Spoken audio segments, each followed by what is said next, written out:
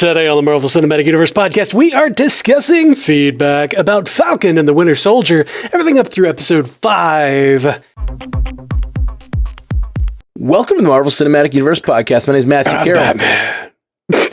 Batman. Jeff's not Batman. Jeff is Jeff. I am Jeff Randall. In our producer chair, we're already loopy. We've been at this for 2 hours already, and and we got so much feedback to get to. Ashley Coffin is our producer chair today. How you doing, Ash? I can't wait to talk about probably my favorite episode so far. That seems to be the consensus, because a lot of people have been saying this is the best episode. Yeah. It was a full hour of everything I needed. Yeah, I've been feeling that almost every week, but this week really was like a really great synthesis of all of the things. And I loved it. Let's hit Ashley's corner then. You didn't get to talk on Friday, so what did you think? Okay, I'm just going to blow through all this real quick. Do it. Blow through it. My first note is, wow, 7 minutes in and he tried to kill both Sam and Bucky with the shield. Cool.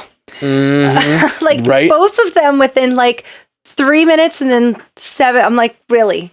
Were you going to kill them and just walk out of there? Ugh. So many thoughts about how he just ran away from the scene. And I will say that this episode did make me feel the most feelings towards John Walker. Okay, I get it a little bit, but not enough to make me care. Please tell me that Sam is about to get a nanotech suit that has wings if they're there, but I really need it to be like a nanotech new cap, red, white, and blue, shiny, gorgeous suit. Ooh, yeah. I like the nanotech idea. I don't know. I can't wait to see what this suit looks like. I know. It's got to be nanotech though, right? I mean, if it wasn't nanotech and I was Sam, I'd be like, what is this? I just want to be Panda. And have it appear. And if you have Red Wing, what if it can just absorb into his suit now? I would take it. That would be really cool. That would be rad. Contessa Valentina Allegra Di Fontaine. Oh my God. I was texting you guys, this is why Ken's this is why I tell you not to pick up your phone when you're watching these shows. Because I was like, oh my God, she might be the power broker. And I completely missed her saying her name. So Jeff was like, it's Madam Hydra. I was like, oh, I didn't. And I went back and watched it again. I was like, there it was. Right there at the beginning, she even said, it's actually this, full name. And also, don't call me Val. Actually, don't call me Val. Because keep it in your head. My favorite kind of agent, a triple agent, best kind of agents that she can be. Right. And comics lore stuff, she used to date Fury. The storylines that we could get from her are pretty insane. It almost makes me think that maybe she was going to be introduced in Black Widow first. Yeah. Because she's with the Soviets in the Leviathan. Yeah, she was with Leviathan. Leviathan's got ties to the Red Room. She's also been a part of Hydra, which we have thought have had ties to the Red Room. There's a lot. As much as she has all those comics connections, I think they might just be repurposing this character. As I think the reason a character in comics like that, the reason they have so many of those connections and so many different names is because often they are just repurposing them for another story they want to tell. And oh yeah, this Contessa is now working for Hydra, and now she's working for it's not necessarily that they sculpt that story, you know what I mean? Yeah. So now they're just going to repurpose it for whatever they're wanting to tell. And I think it's Thunderbolts. I think this Thunderbolts coming, man. She used to run a group, though, called FemForce, and guess who the leader of FemForce was? Oh, gosh. Sharon, right? Yes. And I'm just all of this is falling into place, really awesome. I don't know where they're going with it, but I just like that I know all of this information, and it makes Sharon meeting up with that other girl and being we have a lot of problems. Ooh, maybe they have their own little FemForce going on already, or the Dark Avengers, her just picking up everybody, because Sharon would have a very serious reason to be upset with the U.S., just like Walker does now. It's really interesting, though, with Sharon being the one of the people that helped bring Hydra down, for her to be working with someone who we know as Madam Hydra. I don't know. It's interesting. It's interesting that Sharon has fallen as far as she has from where we met her. But I also know things she does in comics are not exactly the same as they've done here. If they go by the show, what the government's done to her has been pretty horrible. I mean, I'm petty, so it would be really easy to get me to turn. Well, there's feedback that I hope that we get to specifically about Sharon and some hints about her turning and and kind of like why and whatnot. But we have some of that. I don't know if it's the one you're thinking of, but by the painting. Way, this is yes. I did leave that in because it was so insightful. We have tons of feedback, by the way, just so y'all know. We're not getting to everybody's tonight. We just could not. We got as much as we could into the show, and we may not even make it through this. I'm sorry. Continue, Ash. We keep interrupting Ashley's corner. That's okay. The Sharon Bartok thing is crazy. Like, poor Bartok just gets set up to Batroc, whatever. Tomato. Is he being set up? Like, why? Sharon got in that car and said, "We have a problem." A couple of them actually. She's talking about Bucky and Sam, and like, unless she's not, but that's what I think. I think she's talking about Bucky and Sam. And then in this scene, she's like hiring an assassin to go. His main motivation is to kill Sam. Like, that's what he wants to do. Yeah. What's she doing? It's not good. I still think, like, I really hope she's like super, super undercover. But yeah, that she definitely had a Motorola, not an iPhone.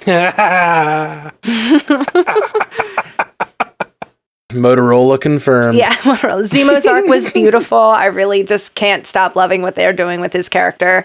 But I kept texting Jeff, like, I just don't understand why Wakanda would give him over to Ross. It doesn't make any sense to me, except to set up plot. But it means it's going to be plot that I love because he's not going anywhere then. So that's fine. It might have to do with, like, whatever treaties they have about the situation that destroyed the UN, you know? Yeah. Maybe, or like, the kinds of prisons that they need to keep Zemo there. But yeah, they're just lining up here. I mean, I can't imagine this faux Captain America is not going to also end up in the raft and like thunderbolts. I know. Thunderbolts.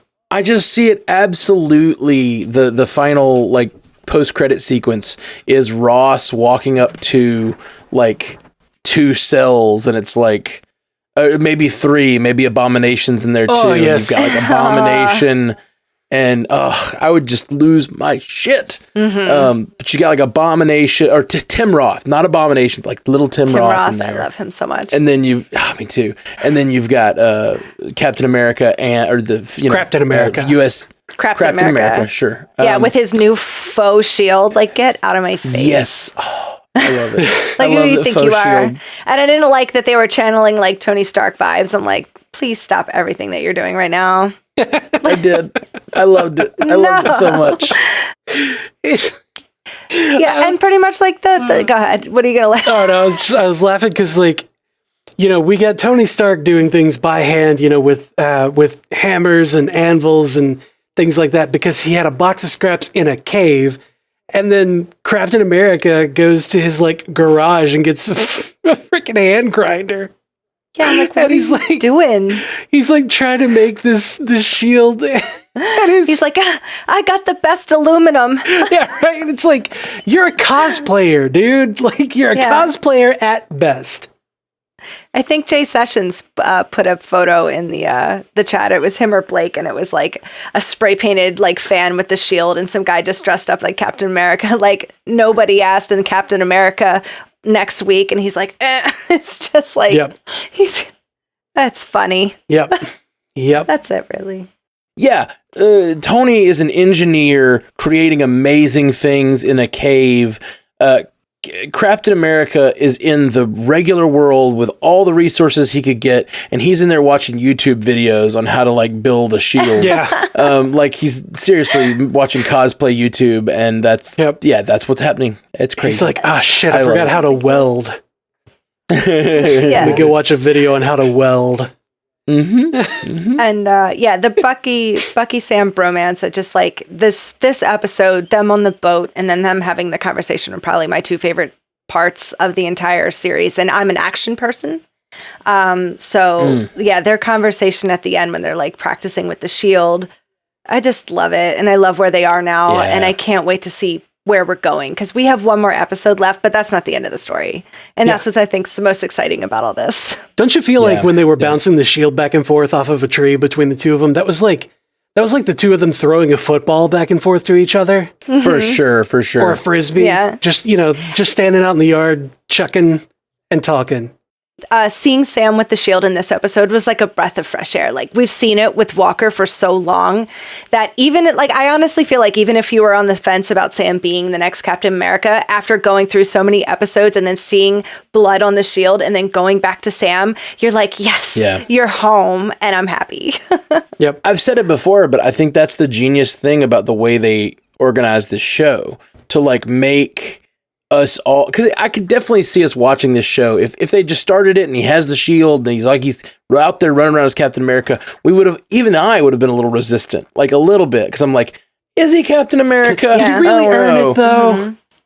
Like, and this is they did it perfectly by showing us like what could go wrong if you give it to the wrong person, and then seeing him crying, wiping the blood off the shield just shows how much he cares about the symbol and Steve's legacy. And I'm down, man. I'm so down. I'm so excited for him to be Cap. And I can't wait to see his new suit. I know. It's Fashion. so good. Put it all it's on gonna me. Be so good. Giving us that freaking Pulp Fiction What's in case the opening. box? What's in the box? Tell me. What's in the box? Oh man, I went back and rewatched WandaVision, the whole series this weekend, like all of it on Sunday, Aw. or all of it on Saturday. Either way. Nice. When it got to episode 2 and they were doing the magic show, and everybody in the crowd was like, "What's in the box? What's in the box?" I was like, "What's in the box?" Oh, you should have sent me that. That's a great TikTok. We should definitely do like a "What's in the box" and then like have the little Falcon. Sorry, Matt I think thinks about the in world. TikToks You now. think in in TikTok now. We'll Listen, get there, but we'll catch up at some We're point. trying. We're not on the cutting edge like Matt is. Yeah, Jeff and I are just not there yet. Yeah, I'm over here like programming things, trying to just get things working, and Matt's like in the future. Yeah, you guys got to join the young kids like me and make some TikToks. Aren't you the oldest person out of the three of us? Maybe not. Doubt that's true. But I'm not going to talk about that live. Let's move on. Okay, anything else, Ash, you wanted to hit before we get into feedback? I think that was it. Thank you for having my corner was good today. Thanks. Thank you for doing it. All right, and we are seriously short on time, so we are basically going to run through these feedbacks in speed round form, and we're only going to throw out our commentary if we have something to say. Does that seem good? We always send have me something away. to Be say. like, that's perfect. Oh yeah, thank you for reminding me. Ashley's going to go to her feedback cave and round up the live feedback, and we're going to hit these feedbacks as fast as we can because there's so much, and we're not going to get to anything near all the feedback that we got in even if we make it through what we've got here. So, what you got, Jeff? Lydia Herbert, one of our patrons, says, "What an episode! Such a heavy one. I'm glad they're tackling race. It's an issue, so it needs to be addressed. And John has lost it and truly believes he is perfect for the mantle of Cap. Zemo has grown so much from Civil War. Why was Sharon on the phone to Batroc? That was hell sus. Love you guys 3000. Absolutely. The Sharon stuff, man. Crazy. Jeffrey James, one of our patrons and longtime writer-inner, says, well, thanks to the MCU cast, I'm back on board. The key piece of information was that the story had to be rewritten because it crashed on the pandemic. A little bit of confusion should probably be expected. Anyway, one of the things you're debating is whether the U.S. government will back the so-called Captain America. To refresh your memory, Trump pardoned numerous IRL war criminals. There's no question in my mind that about 34% of the country would absolutely celebrate if somebody like fake Cap killed, let's say, a Muslim terrorist on video. It's a fair point. It's a fair point. Fair point. Luckily, they definitely reprimanded him, though. It did feel like a slap on the wrist. Like it, they said, like because of your exemplary service record, that's the only reason we're not considering or recommending court-martial. Like, no, man, you should probably court-martial the guy that killed a dude in cold blood on foreign soil, like in front of everybody. I fully agree with you. All right. Let's see. Dylan Hunsinger, one of our new patrons, says, Hey guys, and Ashley, who famously doesn't want to be referred to as dude. You're amazing. I've been listening for the past 2 to 3 years, and I'd told you I would become a patron when it was financially possible for me to do so. So here I am. Hey, thanks, bud. Thank you, Dylan. Hey. He says, I think Thank you. Matt hit the nail on the head a couple of episodes ago when talking about how the Bucky flashback in Wakanda made him feel. Marvel has shown a strong ability to really allow their main players, Tony, Steve, Thor, Nat, Hulk, T'Challa, Peter, Guardians, Scott, Strange, etc. Probably could have said etc. earlier. To grow, allowing them to grow and have strong character development with deep backstories and origins. But their secondary characters, while fun and important to the story, we know very little about them and don't have much of a reason to be attached to them. So now they're taking those characters that we know very little about, Wanda, Vision, Bucky, Sam, Loki, Rhodey, Fury, Clint, etc., and really taking the time to flesh them out so we can really get to know them on a similar level to the main players. Sorry for the long-winded remark. As I said, I've listened to you guys since Infinity War came out, and it's been awesome to watch a Stranded Panda community continue to grow. Your all's fearlessness to talk about real-life issues and pulling back the curtains of your real lives and allowing yourselves to be vulnerable is really inspiring, and I know the rest of the community feels the same. Can't wait to see what you guys do in the next year. Love you all. 3 times 10 times 10 times 10. I think that's 3,000. I think that's 3,000. I don't do math well, but I think that's 3,000. Thank you, Dylan. That's super nice. Ashley loves it because he said that she's amazing. Yeah. Why wouldn't the A she? words really get right to me. Amazing, awesome, attractive. They get my attention. Yep. Oh, we forgot to mention it up top, by the way. We were supposed to have a short I like that. news segment at the top of this that we forgot to do. It was just announced that Alfred Molina is confirmed to return as Doc Ock. All the news sources are saying he confirmed that he was the Sam Raimi version of Doc Ock. Yeah, there was an interview where he just came out and was just like, yeah, I was talking to Sam Raimi and like I'm a little bit worried about coming back to the character like over a decade later, and it's supposed to just be a continuation right after the character like sank his experiment in Spider-Man 2, or like, sank the reactor, and it's supposed to pick up like right after that. But they're gonna de-age him. I read a lot of the quotes. I didn't read the entire thing. Yeah, they said they could de-age him, but I didn't see the part where he said it was exactly the Sam Raimi version. But I still think it is. I don't think, especially since they've already announced Electro is. Yeah. Well, the interview that I read is that it's picking up directly at the end of Spider-Man 2. Spider-Man 2. Where he goes into the water and you think he's dead. But obviously it ripped a hole in space-time and plakow, here he is. Put him somewhere else, yeah. I've been for years saying that's not how suns work. You can't just like put them in the water. Yeah, you just pour some water on it, like put it out. Pour some water on the sun. Put it out real quick. That's how you boil an ocean. That's not how you like stop the chain reaction of a sun. Well, anyway, if a sun got started in our atmosphere, it would probably ignite the whole atmosphere. But that's beside the point. Absolutely.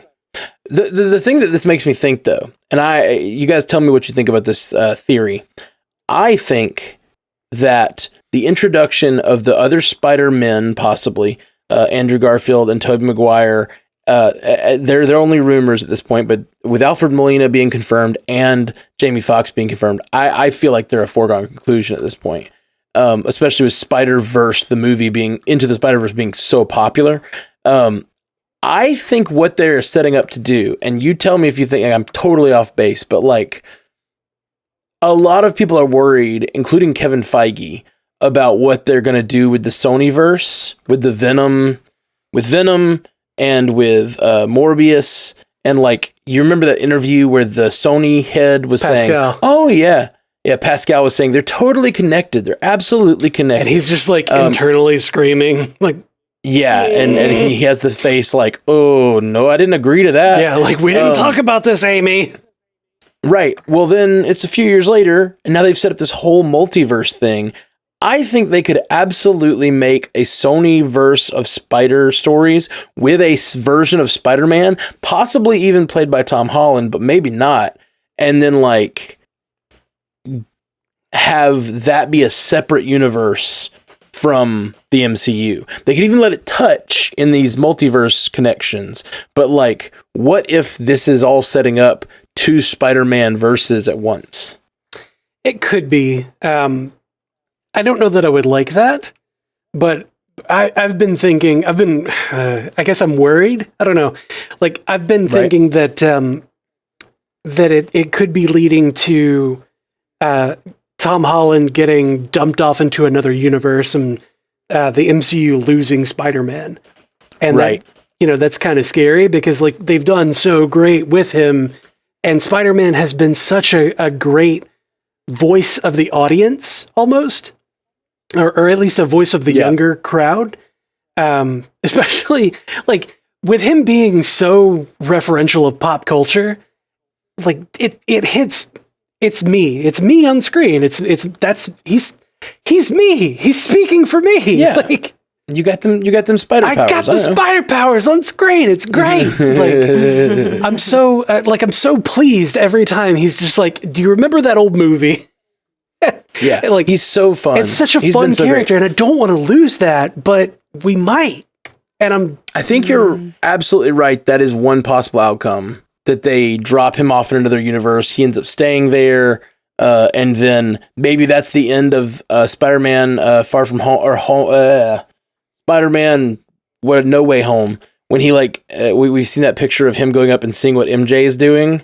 Maybe that's a different universe version. Oh, that's an MJ who doesn't know who he is. Yeah. Oh, yeah, no, like Peter Parker doesn't exist in this universe, right? And he goes up to like say to meet MJ because that's his love or whatever. That is absolutely possible. But I am choosing hope. And I'm choosing to believe that. Surrender now. Yeah, I choose to believe that they're going to be able to keep Tom Holland in the MCU. That's what I'm choosing. Hope today. Today he chose hope. Let it be known. Let's get back to feedback. I just forgot that we were supposed to do that up top, and I just spaced. Okay, so let's run through some more feedback. Sorry. Space. That was in the chat. Like Haley Hobbs said, space, and I was like, suns belong in space, not in the atmosphere. I kind of feel like J. Jonah Jameson needs to say that, because that would be really great to hear him just be like, suns belong in space. I cannot wait to see him like fully J. Jonah Jameson out through a whole movie. Oh, yeah. Like I want an entire J. Jonah Jameson movie. Like I would love love a full J. Jonah Jameson I need movie. a series of I need a J. Jonah Jameson series that is reminiscent of The Newsroom on HBO. Do you remember that? Yes. It was so I do. good. I need that, but JJ. Please, Marvel. Do a J. Jonah Jameson series. Why would you not do that? Why would you not? That could be your comedy series. It doesn't have to be Damage Control anymore. It needs to be JJ freaking out in response to the Avengers doing something, or Spider-Man crashing through a window somewhere, or anything like that. Any of these low-level heroes where it's like, they're a menace. Like, I love it. I'd also love to I hope that he is in the She-Hulk series. Yes. Like commenting on all the cases that she's taking. I want it so bad. Okay, let's get back. Okay. John Litz. What does John Litz say? John Litz, one of our patrons, says, I think this could be setting up the Thunderbolts too. Imagine the U.S. government strips Walker of his Captain America title, only to then be approached by Thunderbolt Ross and take up the U.S. agent mantle. I could do this, theorize, all day. I like it. I think that's him or Barefoot Contessa. Who I will call her that for the rest of the time that she's in the shows, because that's my favorite name for anybody. Okay. The Barefoot Contessa.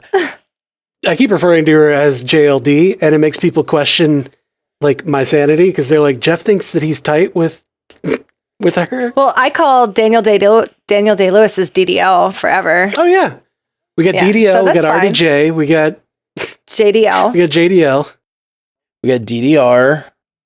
It's a good cardio. Yeah, DDR is great cardio. God.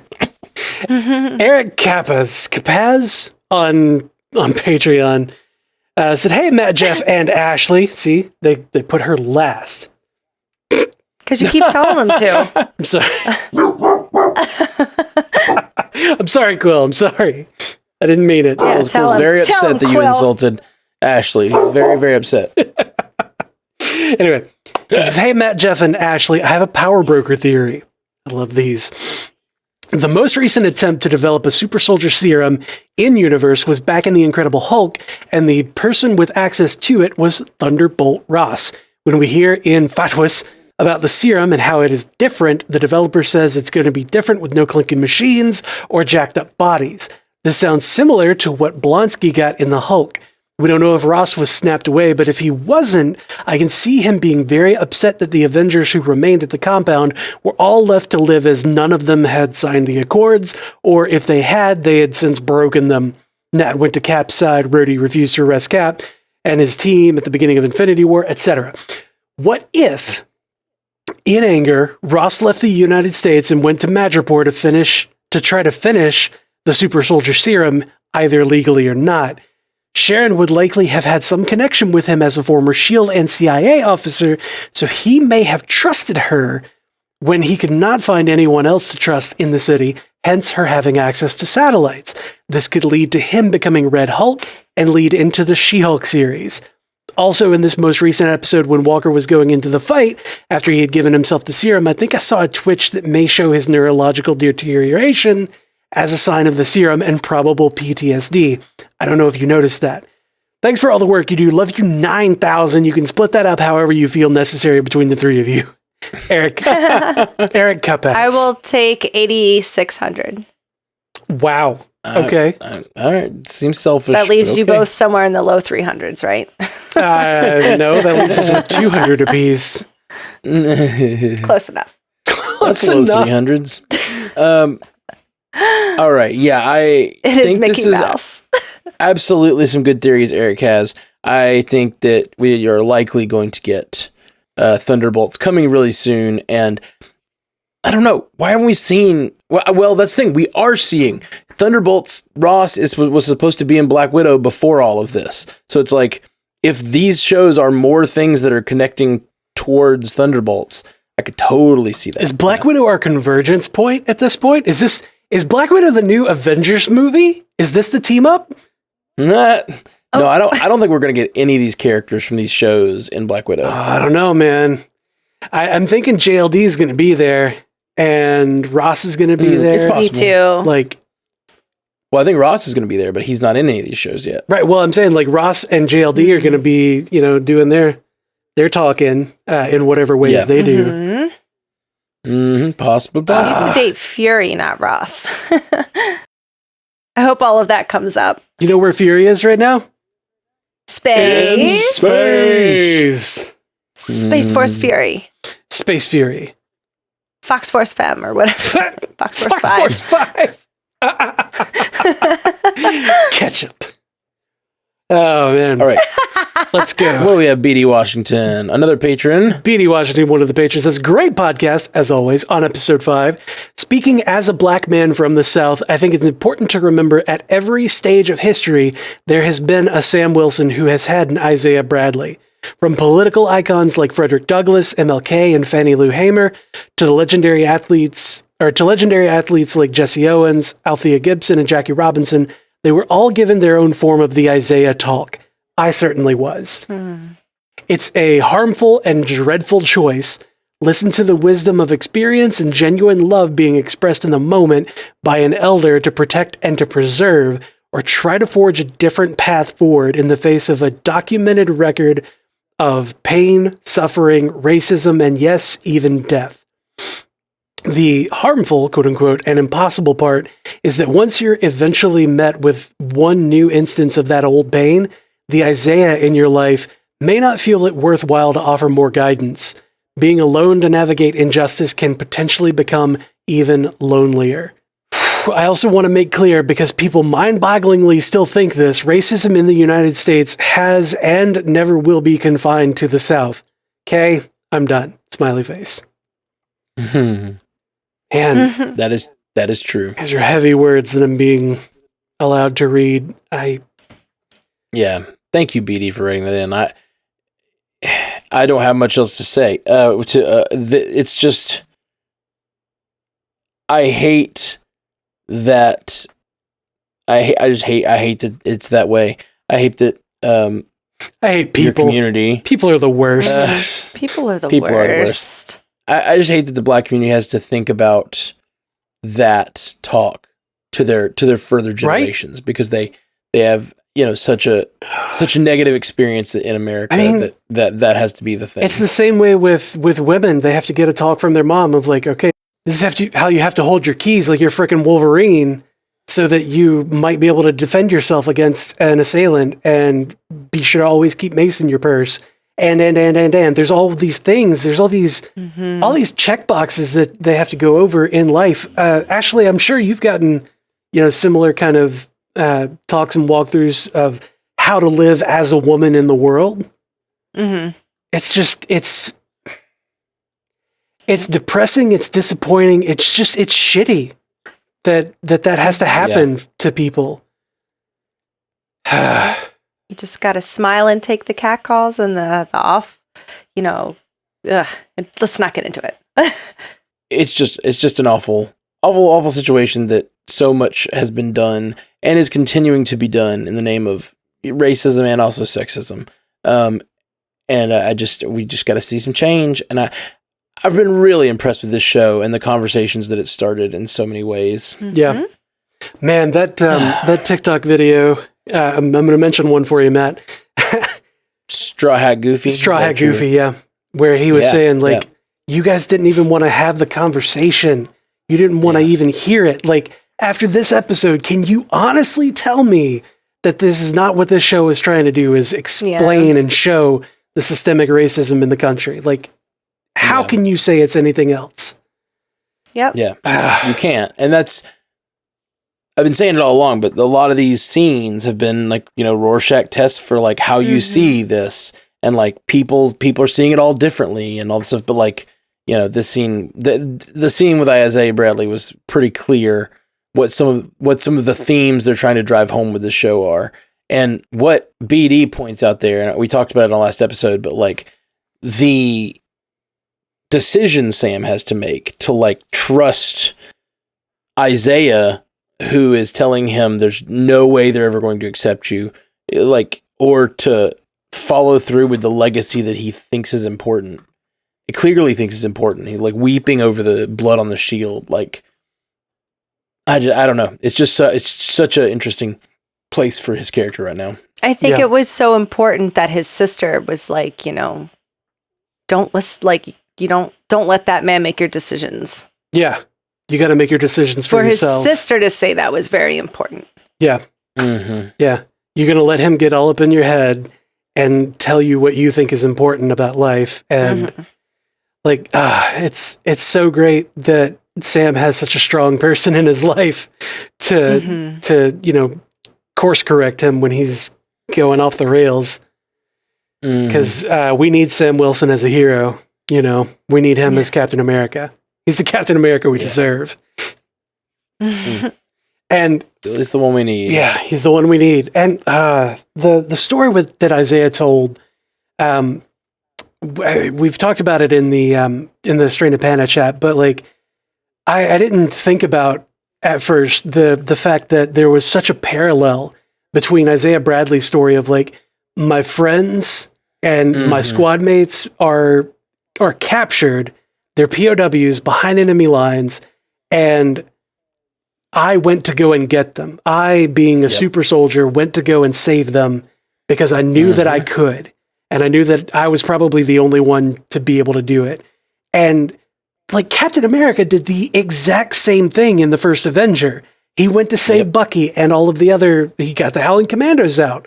Like he saved everybody. He did the exact same thing, and he was celebrated as a hero. Given this mantle, put on TV, trading cards, like all this shit. And then they put Isaiah Bradley in jail because they were scared his story might get out. Yep. Disgraceful. And they wanted to experiment on him, and jail's the best way to cover that up, what they were doing to him. Yep. Yeah, there's so many wonderful connections to the movies and little subtle connections like that. And I was immediately thinking of Steve and his actions in World War II when that scene came up. But the thing that I did not remember is the line when he comes back after saving everyone. He comes back and talking to Tommy Lee Jones. He says, "I'm here to turn myself in for disciplinary action, sir." And he says, "Oh, that won't be necessary, son." Yeah. And that is the systemic racism that we are talking about. And like a lot of what we see in policing is those sorts of decisions that get made for white people that don't get made for black people. And that is a lot of the systemic racism in policing, is just like letting a white person go when you wouldn't let a black person go. Caliber Explosion, one of our patrons. This looks like the last of the patron messages. It says, have another theory brewing because I don't sleep and this is the stuff I usually think about at night. Final episode. Sam takes on the mantle and the shield, officially becomes Captain America, puts on the Wakandan-made vibranium cap suit, saves the day from the flag smashers before America and the world. On TV, Isaiah is watching, has a change of heart about Sam, another black man, being Captain America, especially being that brave and courageous to do the right thing without powers. Isaiah, the original black super soldier, gives him a gift. Way back then, he took a vial of the original serum, same one that he and Steve Rogers got, and gives it to Sam. Huge moment. Tears between them. Isaiah says, "You've given me hope again. I never thought that was possible until I saw you standing there before the world, having saved all those people in that suit with that shield. I have something for you." And gives him the super soldier serum vial. Do what the world wouldn't let me do then. Be what the world wouldn't let me be then. And Sam got Steve's blessing and Isaiah's blessing. Both were necessary for Sam to take on the mantle. He doesn't take it. Sam smashes it. That's the first thing I think of. Yeah. Yep. Yeah, he doesn't take it. He's like, thanks, but I don't need it. Well, he doesn't take it in comics, but it's possible he could get it in the movies. I mean, yeah, it's possible that he could get I it. wouldn't love that. Yeah, I don't. You would not love that? No. That's one thing I really enjoy about his character. Is that he is able to do it. Yeah. I mean, a nanotech suit's going to be pretty helpful. Let's not. I mean, yeah. No, he's got some real Iron Man power happening with the tech he's already had, and now this new Wakandan suit. I can't wait. Yeah. But did you see the picture on the chat where it was he opens the case and it's just a bunch of Turkish delight?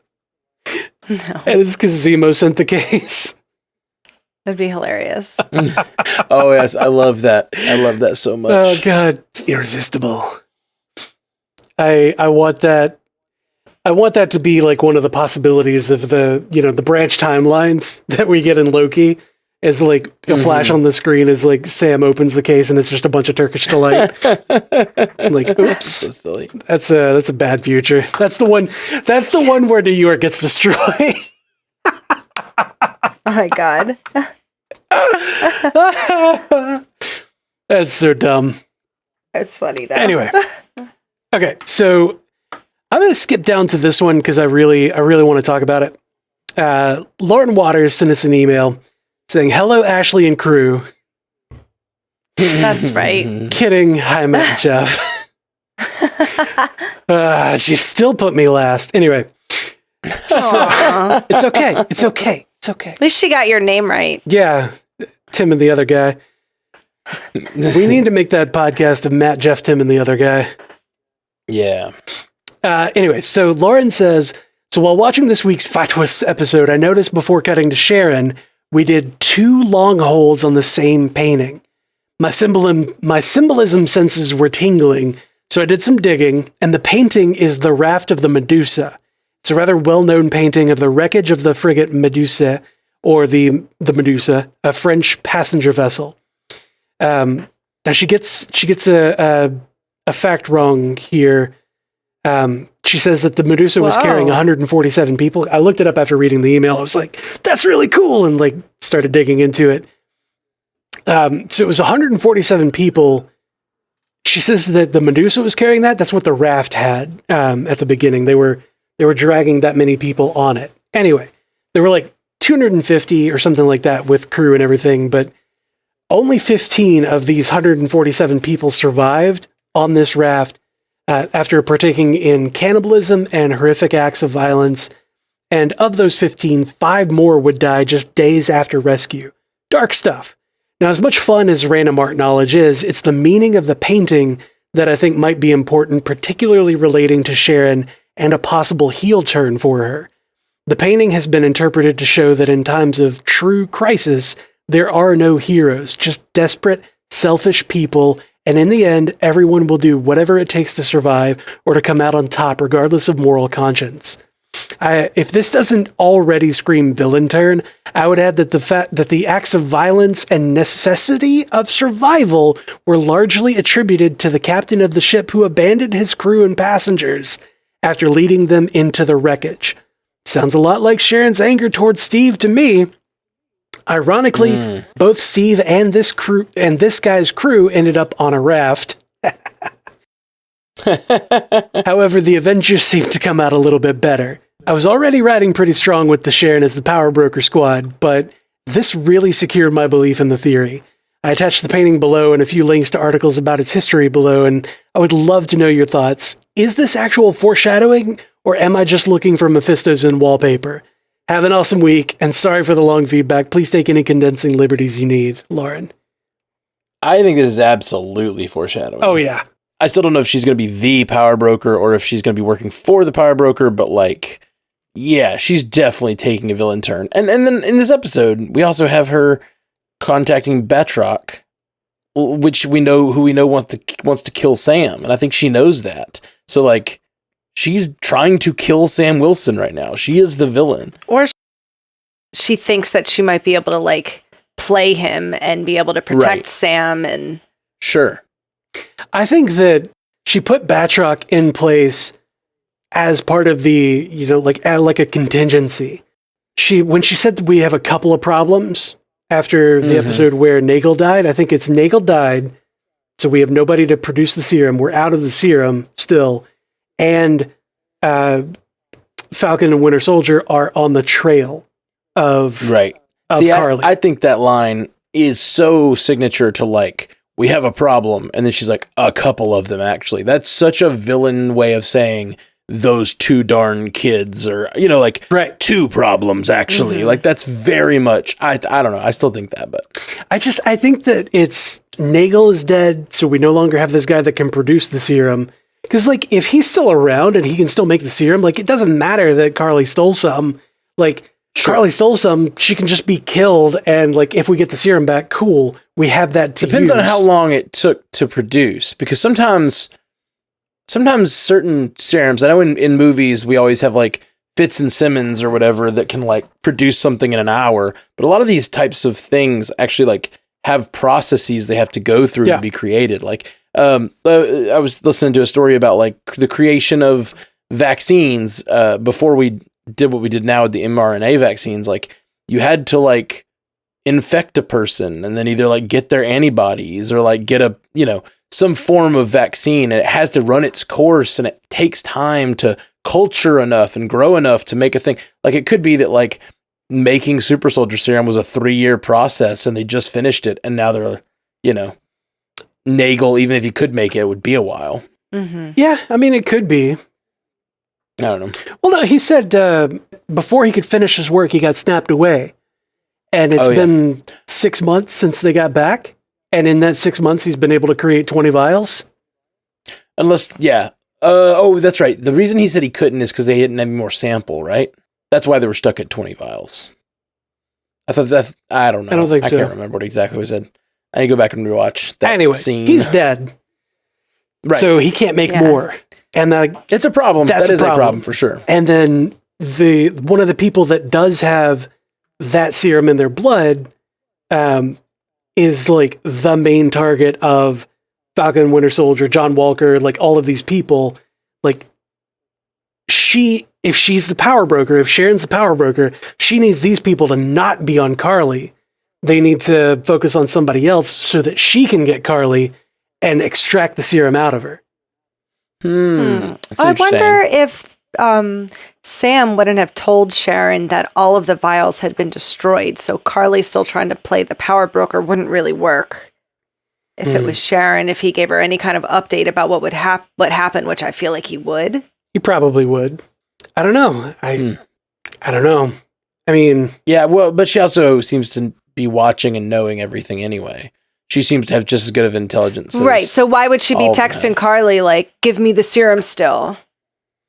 Or I'll kill you, if she doesn't already know all. As we discussed last week, like there is more serum possibly because we saw some get smashed, but like we went back and looked at that scene and there's only 8 in that pouch that you can see. You only ever see 8 in that pouch. I thought there was 11 vials on the floor. No, you only ever see I think like 6 vials on the floor. I think we counted 7 in the pouch and 8 on the floor.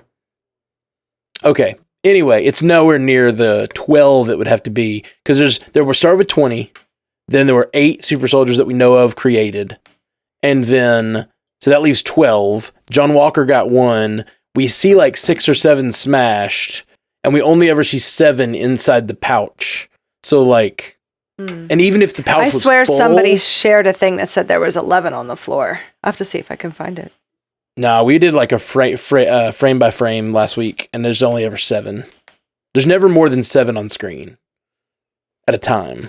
Yeah, it's convenient, It's real convenient to not. It'll be show weird all of them like that. It will be weird if they like haven't mentioned till now that Carly has like a second pouch hidden somewhere. Yeah. It definitely seems like all the serum's stash some away just in case. Well, she splashed that one away under that in that graveyard. Like maybe she has another stash somewhere else, but it seems pretty unlikely. Yeah, at this point. Yep. Anyway, so next up, Megan Weber sent us an email. Hello, Matthew, Jeff, and Ashley. I am a new Panda since WandaVision, and I absolutely love the dynamic of your group so much. Listening to your podcast is like being with friends, and a more and more rare commodity in our current world. I just wanted to be yet another voice thanking you for all the effort you put into this podcast in order to bring us joy. I also want to be another to thank you for discussing the civil rights issues at the forefront of this show. Not to do so would be disingenuous to the narrative, not to mention insincere to the varied minorities around the world that cannot escape these issues on a daily basis. This is life, not politics. I'm so happy I found your podcast this year, and I cannot wait to continue listening for years to come. Now speaking to Ashley directly, I feel that we would be best friends. I feel very seen by your comments thirsting toward everyone, especially the panty-dropping comment about Bucky recharging his arm last week. I'm glad I wasn't the only one attracted to that metal arm. Peace, love, and kindness, Meg. Yes, very strapping young gentleman.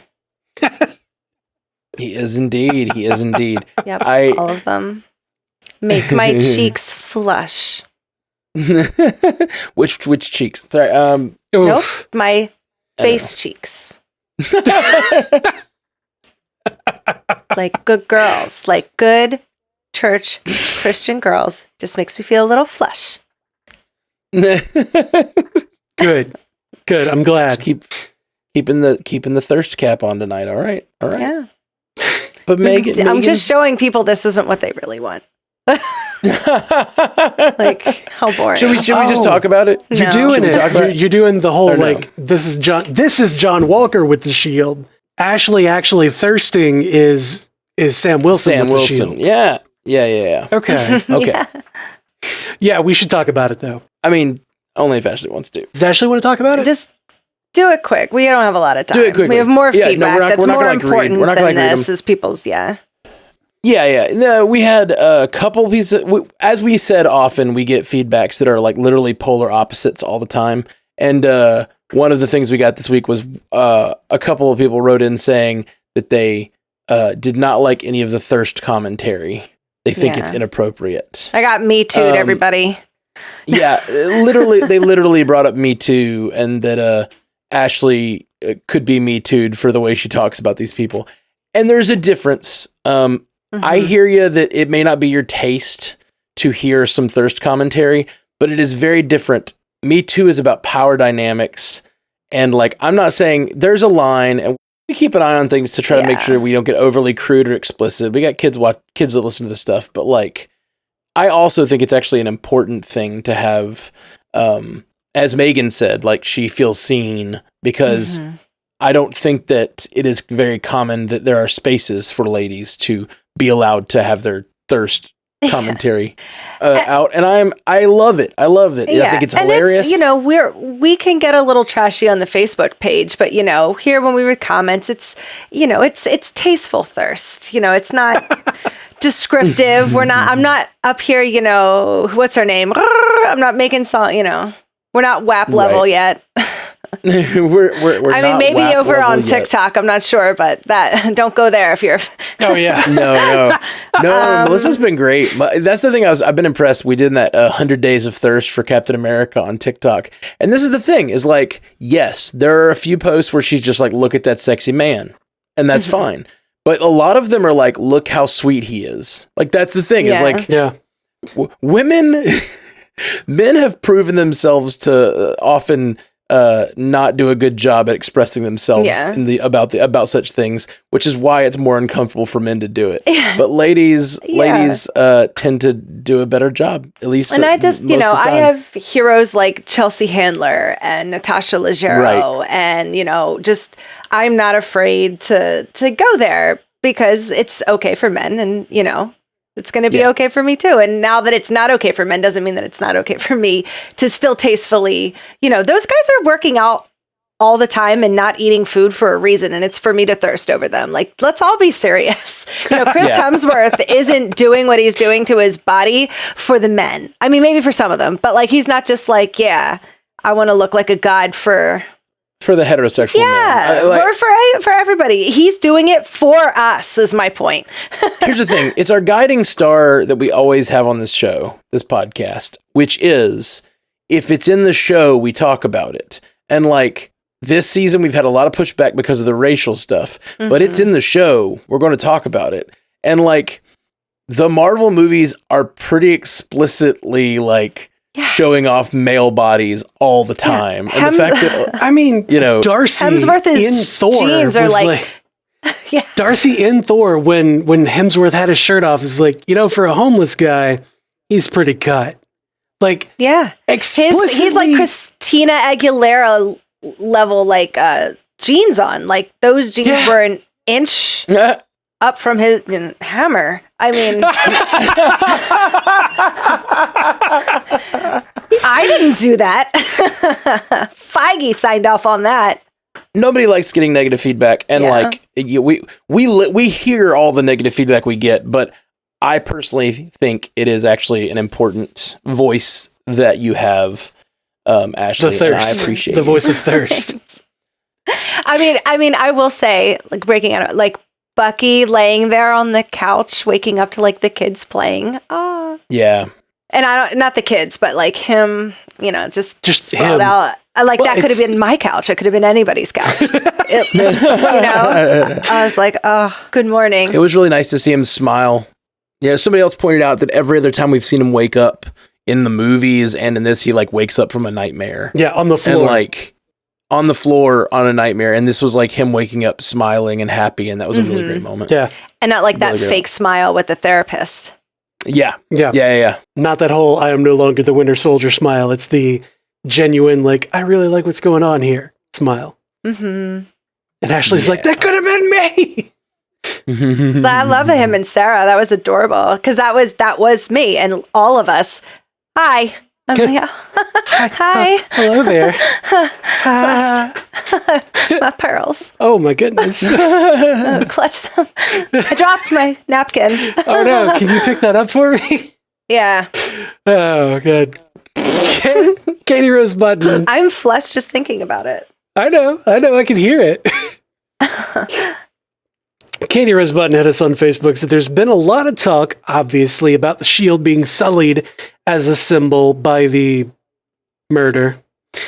I trust Marvel to redeem the shield as a symbol. I don't think the blood will be what we leave this show with as a lasting memory.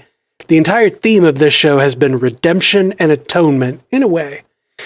Bucky is working through his list, albeit in the wrong way, as Sam pointed out. Sam is working to help his family after being somewhat absent, doing superhero things. Can't talk right now, I'm doing superhero shit. And even Zemo is working with Sam and Bucky, which you wouldn't have expected before this. And now that Sam has the shield, he's not just working to restore the symbol, but the whole legacy of the shield.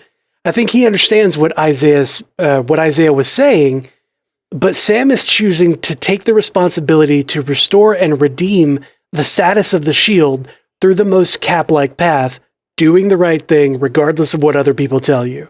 As Peggy said, even if everyone is telling you that something wrong is something right, even if the whole world is telling you to move, it's your duty to plant yourself like a tree, to look them in the eye and say, no, you move. I trust that we will see Sam step into Steve's shoes and be very different, but just as good. No ass kissing here. You guys suck.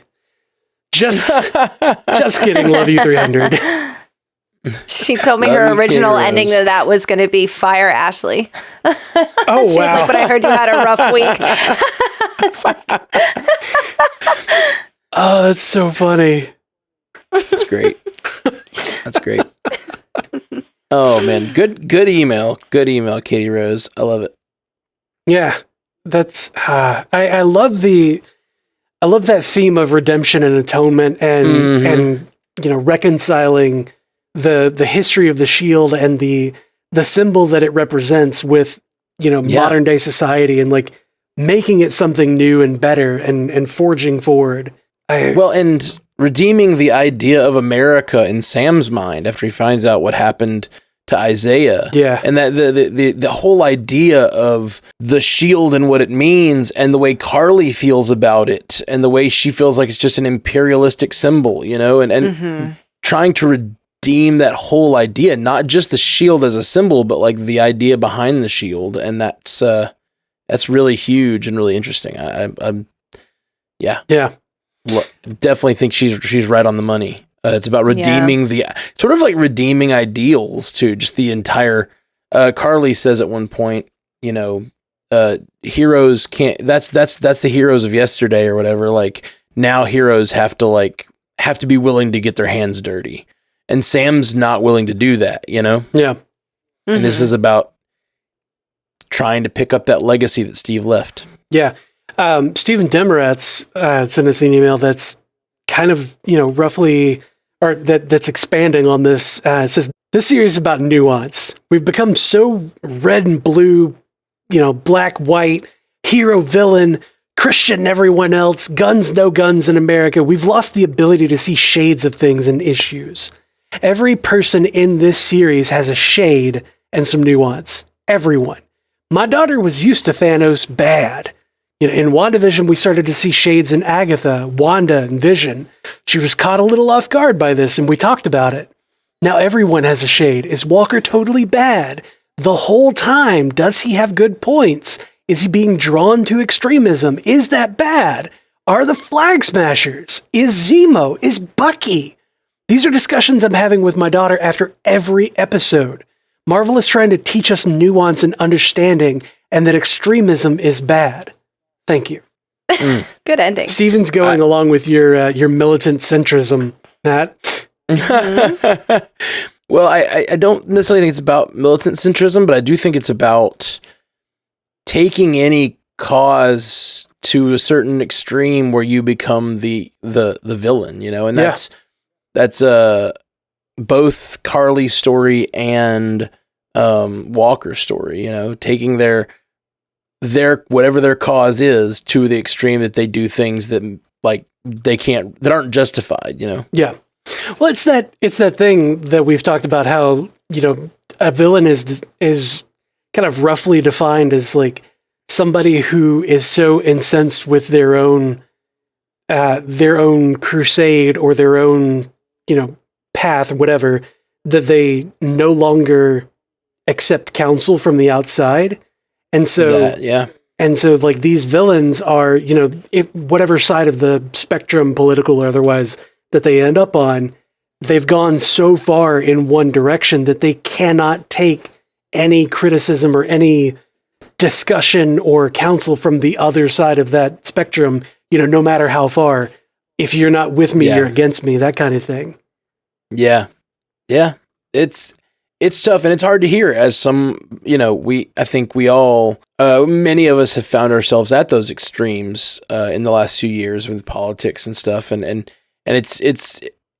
it's really hard to listen to the side you disagree with so vehemently on some things. And I love that Steven's having these conversations with his daughter. That's so cool. Yeah. So cool.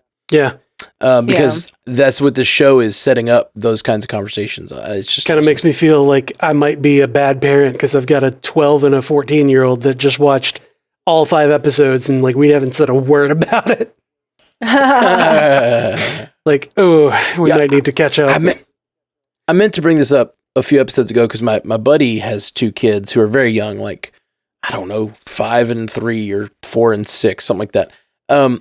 And it's very funny. After about 4 episodes, I don't know, I guess about 3, maybe? It was before the Shield incident.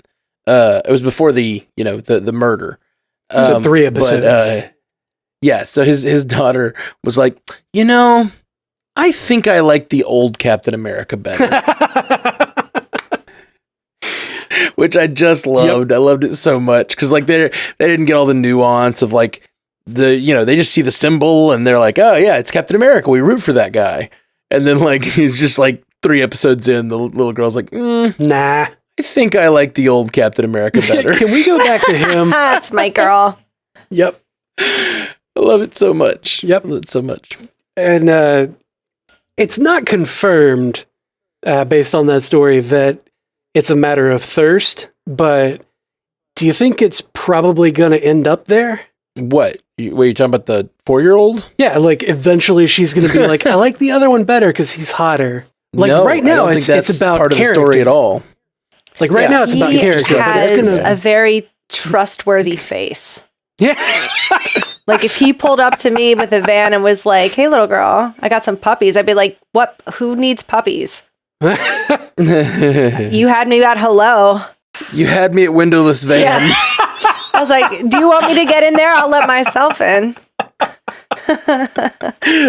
You just leave this thing unlocked? That's really unsafe in this kind of neighborhood. Oh God! Even when he has that crazy mustache. Oh, that's so great. All right, last 2. Let's last two before we go there. Steven Bramwood says, guys, did you miss the mid-credit scene? Only mid-credit scene of the series so far. John hammering out his own shield. Too bad Netflix canceled Punisher because it sure looks like a job for Frank Castle, hunt down and kill Captain Crunch America. In comics, Frank takes up the shield and fights skinheads, so you'd get more race relations text. Think we'll ever hear from Netflix defenders Frank, Daredevil, Jessica, Luke, or Danny again? Anyway, can't believe it's over in a week, and then MCU show... what? And then MCU show hole until Loki, June 11th. First May with no Marvel in years, right? That's a good point. Black Widow, July, can't come soon enough. This would actually be the 2nd May that has no Marvel. We didn't have anything last Well, May. no. We got Agents of S.H.I.E.L.D. last year. Okay, we didn't have anything that mattered last. Yeah, that's fair. I don't know. There were some really good episodes in that last season of Agents of S.H.I.E.L.D. There really were. Especially and that was about when it started. The time skipping one was so good. Oh, yeah. The one that Henstridge... I've been following Elizabeth Henstridge on TikTok. Oh yeah, she's been dropping videos about about behind the scenes stuff. It has been so great and makes me miss the show. Yeah, me too. But we're getting such good stuff now. I just freaking I like Agents of S.H.I.E.L.D. a lot, but it's nothing compared to these new shows. Just these new shows are blowing it out of the water. I love it. And to answer Steve's question, I think we will see the Defenders again. At least Daredevil. I hope so. I really think Daredevil will be back. If they drop those characters and those actors after such an amazing run, especially such an amazing run of Daredevil, season 3 was incredible. Yeah, for sure. If somebody else other than Charlie Cox comes in, hashtag not my Matt, Am I right? Yeah, not mine either. I'm my Matt. Right. Exactly. Thank you for getting the joke I was going toward. Last piece of feedback. Omar said, I think I found a shred of evidence that points to Sharon Carter as the power broker. We got a lot of these. Yes. And this is a pretty good one. It's a pretty good one. Episode 3, Sharon uses the phrase on borrowed time to Sam, Winter Soldier, and Zemo just before entering the cargo container to find the scientist. In episode 4, when Carly is getting a text from the power broker also uses the same phrase, borrowed time. Also, the little girl verbal jab in the text makes me believe even more. What do y'all think? Hope to hear you guys bring this up in an upcoming podcast. Thanks for making great content. Omar, I am so down for this. Thank you for bringing up more evidence to back this fantastic theory. Mm-hmm. It's good theory. I love it. This is some of the most direct evidence, which, I mean, not that two people can't say the phrase borrowed time, but if you're gonna put clues in a show, like these are the kinds of clues you put, like little language clues and little, like the painting is a great clue. Yep. I like it a lot. And the little girl thing, like also the little girl verbal jab, like that reminds me of just like Sharon's a mean girl, isn't she? Yeah. Oh yeah. Sharon's the mean girl. You can't sit with us. Yeah. Well, I mean, Sharon also, like, I think it's because Sharon has gotten embittered and rightfully so. Yeah, rightfully so. But like whenever she was in, whenever they were all in her loft and she was like, you know, Sam doesn't have a shirt on. Oh, that's much better. Like she was saying to Sam, like, you know, that whole superhero thing is just, it's all bullshit, right? You know, it's all just a huge hypocrisy, I think is the term she used. She is so just completely jaded against that at this point. Yeah, her uncle did make out with her, though, but so like I get it. Imagine you thought that you might have been Captain America's next girlfriend. Forget your aunt. It's about you now. And then he never calls you again. Oof. All the U.S. stuff aside, that alone, like, hell hath no fury. Hell hath no fury as a Sharon Scorn. Okay? I am kind of on her side. Yeah, I get it. Scorched earth. Yeah. All right. Well, I'm guessing you got a few live chat things there, Ash. I have 4. Let's jump to a quick commercial break, and then we'll be right back after this ad we have no control over. And we're back. And we're back.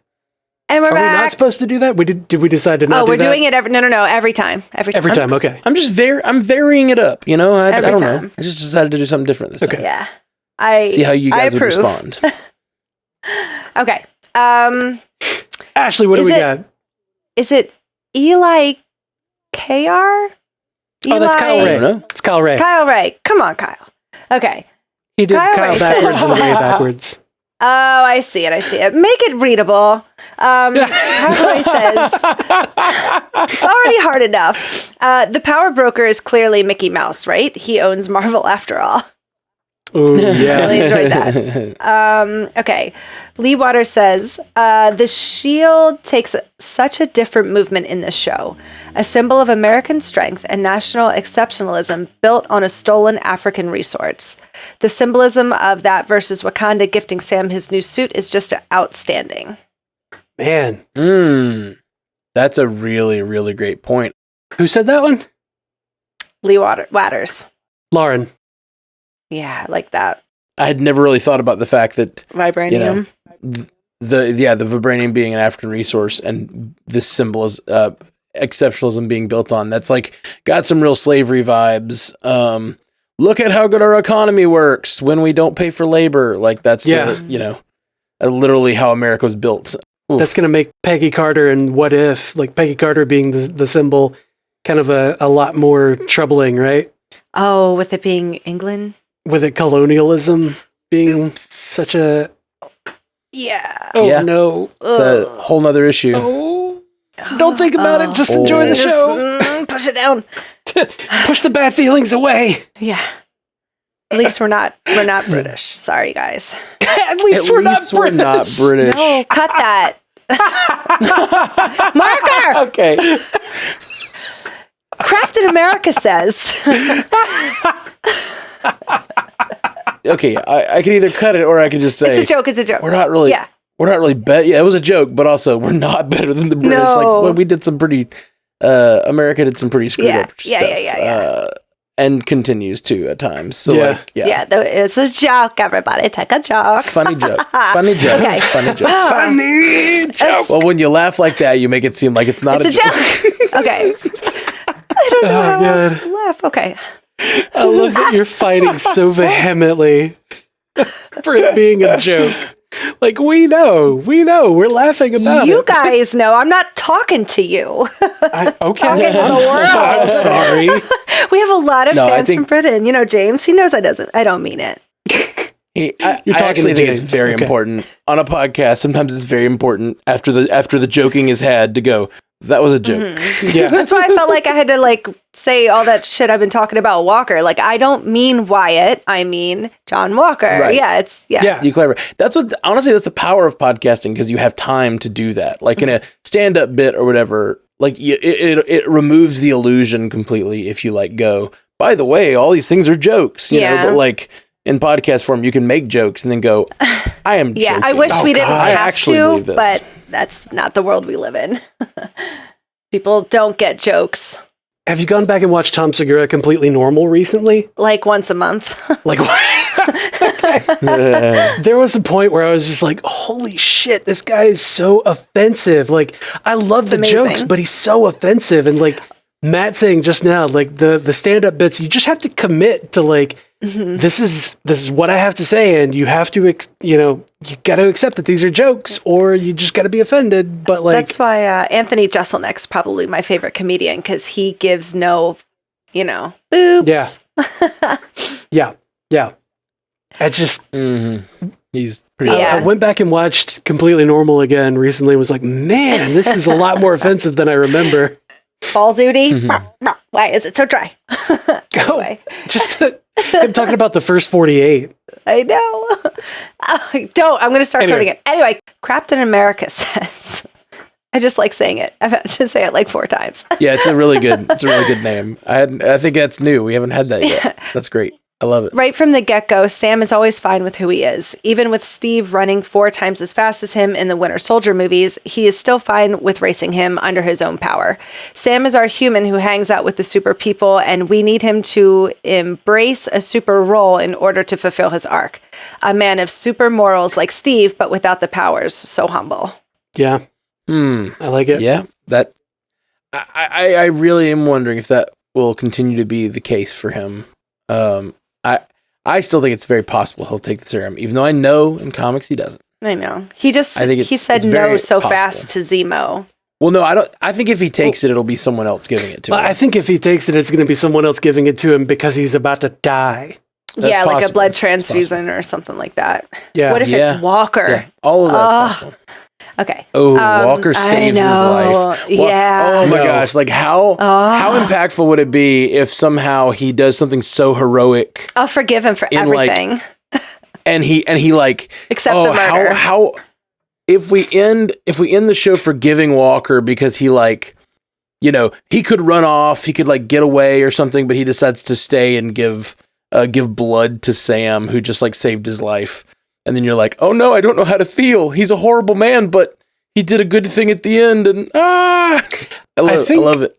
I love all the nuance of the show. I think that would only, I'm not satisfied with that conclusion. I feel unsatisfied right now with that. But I think the only way that I might feel satisfied is if Walker completely sacrifices himself. Huh.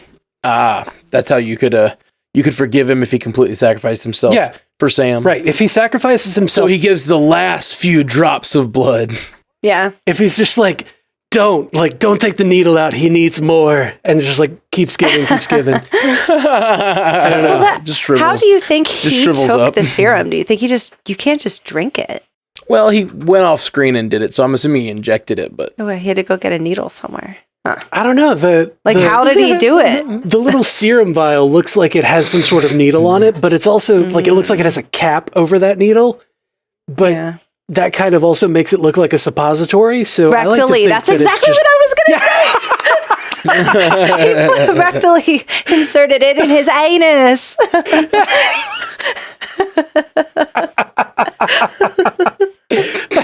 That's a hard pill to swallow, Doctor. It's a suppository. Yeah, so don't. Bloop. All right, I have one more.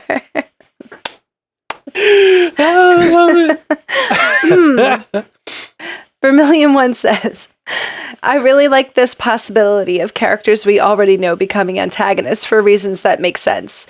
Mordo became one in the movie, but characters that we've had as protagonists for multiple installments now turning due to their characters responding to events is awesome. Mm-hmm. Yep. Agreed. The best villains are ones you really understand, and having a character like this, like Sharon, for instance, who's been in multiple movies, and I mean, even Ross has been an antagonist, but never really a villain. Like, I'd love to see him make that turn. Yeah. To where he's really making horrible decisions. Yeah. I want to see someone making horrible decisions on screen. So just go watch DC. Oh! Oh, couldn't help it. With that DC slam, I guess that's going to bring us to a close. It's a good one, Ash. It's a good one. It has been a blast podcasting with you two tonight. Thank you for hanging out. And thank you, all you in the chat, in the live watch. If you're listening to this, Friday morning, we're going to be doing our last live watch of Falcon and Winter Soldier.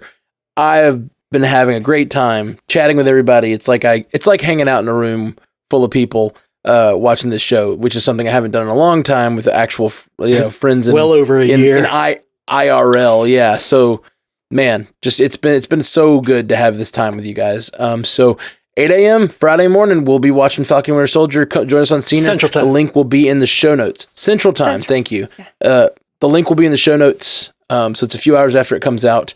And some people watch it ahead of time and then come watch it and join in the chat. But no spoilers. I'm one of those people. It'll be the first time. Yeah, it'll be the first time I watch it. I can't get up at 3 a.m. and watch it. I have to wait till 8 a.m. I don't. I stay up. You're crazy. It's crazy. I love you, but you're crazy. I mean, I love you, man, but you're crazy. Is that what Ken said to you when he asked you to marry him? Yeah. He was still under the effects of the toxins. Oh, right. Gotcha. That makes sense. He'll hear you. Can't say it out loud. It breaks the spell. We will be back very soon. Peace out. Until next time, true believers. Bye. Thank you for joining us for the Marvel Cinematic Universe podcast. Available everywhere you get podcasts, and now a video version streaming live on twitch.tv/strandedpandatv and available at youtube.com/strandedpanda. And if you'd like to learn more about all of our other podcasts, geeky projects, and ways to support the network, visit strandedpanda.com.